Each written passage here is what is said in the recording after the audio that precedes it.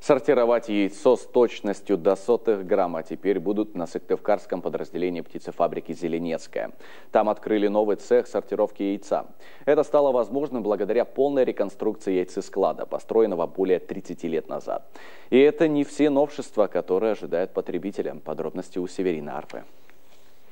Капитальный ремонт помещения здесь провели в рекордные сроки. За 2 месяца полностью сменили облик старого яйцесклада. Теперь чистота и порядок на каждом шагу. Изменилась и продукция. Пересмотрели уровень кормления пиццы.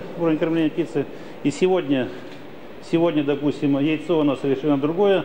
Яйцо преобладает в большинстве, уже отборное идет. Желток, цвет поменялся уже. То есть яйцо больше насыщено аминокислотами и полезными веществами. Гарантом качества выступает и новая яйцесортировочная машина, широко известного в мире голландского бренда «Моба». Ее стоимость более 33 миллионов рублей. С точностью до сотых грамма она определяет сорт яйца, поступающего сюда из птичников.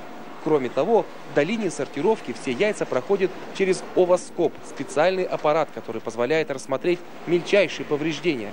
Все это сказывается на конечном результате. Я зачастую открываю коробку, когда покупаешь яйцо, и мне как это понятно, открываешь вместо отборного, там получается, в лучшем случае разброс, а то и как бы оно соответствовало первой категории, вот таким вот образом. Ну а здесь уже автомат так рассчитан, то тут никакого обмана не будет со стороны, для покупателей. Вчера мы приступили к производству генетической продукции.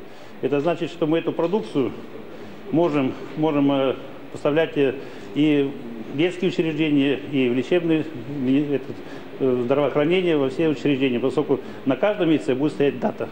На этом яйце имеется надпись «Коми-Колька». То есть коми-яйцо. Под таким брендом будем мы выпускать нашу продукцию. Впервые для запуска нового цеха Зеленецкая пригласила архиепископа Сыктывкарского и Коми-Зырянского Петерима.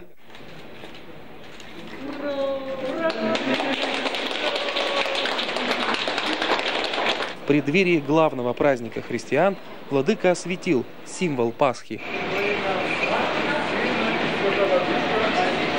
И сейчас в фирменных магазинах птицефабрики православные верующие могут приобрести уже освященное яйцо. К слову, цены на него останутся неизменными. Это лишний раз подтверждает желание Зеленецкой быть ближе к своим землякам.